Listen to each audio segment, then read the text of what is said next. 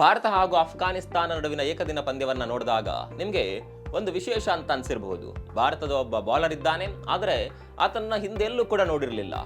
IPL ನಲ್ಲೂ ಕೂಡ ಆತನನ್ನು ಆಡಿಸಿರಲಿಲ್ಲ. ಹೆಸರು ಗುರ್ನೂರ್ ಬ್ರಾರ್. ಆದರೆ ಈತ ಭಾರತ ತಂಡಕ್ಕೆ ಬರ್ತಾ ಇದ್ದಂತೆ ವಿಕೆಟ್ಗಳನ್ನ ತೆಗೆಯೋದಕ್ಕೆ ಶುರು ಮಾಡಿದ್ದಾನೆ.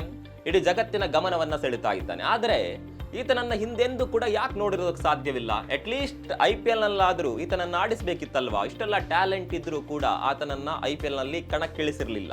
ವಿಶೇಷ ಅಂದ್ರೆ ಈ ಗುರ್ನೂರ್ ಗುಜರಾತ್ ಟೈಟನ್ಸ್ ತಂಡದಲ್ಲಿದ್ರು. ಆಶಿಶ್ ನೇಹ್ರಾ ಅವರಿಗೆ ಇವರ ಸಾಮರ್ಥ್ಯ ಗೊತ್ತಿದ್ರು ಕೂಡ ಅವಕಾಶ ಕೊಟ್ಟಿರಲಿಲ್ಲ. ಆದ್ರೂ ಕೂಡ ಈಗ ಟೀಮ್ ಇಂಡಿಯಾದಲ್ಲಿ ಬಂದು ಮೋಡಿ ಮಾಡ್ತಾ ಇದ್ದಾನೆ. 6 ಅಡಿ ಎತ್ತರ, 145ಕ್ಕಿಂತ ಹೆಚ್ಚಿನ ವೇಗ. ಭಾರತ ತಂಡ ಒಂದು ರೀತಿ ಹುಡುಗನನ್ನ ಬಚ್ಚಿಟ್ಕೊಂಡಿತ್ತು ಅಂದ್ರೂ ಕೂಡ ತಪ್ಪಾಗೋದಿಲ್ಲ. ಕಾರಣ ಇಷ್ಟೇ, 2027ರ T20 ವಿಶ್ವಕಪ್ ನಡೆಯೋದು ಇಂಗ್ಲೆಂಡ್ ನಲ್ಲಿ. ಅಲ್ಲಿ ಬೌನ್ಸಿ ಟ್ರ್ಯಾಕ್ಗೆ ಬೇಕಾದಂತ ಬೌಲರ್ಗಳು ಬೇಕಾಗಿದ್ದಾರೆ. ಹೀಗಾಗಿಯೇ ಗುರ್ನೂರ್ ಬ್ರಾರ್ ನಂತಹ ಆಟಗಾರನನ್ನ ಭಾರತ ತಂಡ ಬಚ್ಚಿಟ್ಕೊಂಡಿತ್ತು. ಈಗ ಅವಕಾಶ ಕೊಟ್ಟು ಆತ ಆರ್ಭಟ ಮಾಡೋದಕ್ಕೆ ಶುರು ಮಾಡಿದ್ದಾನೆ.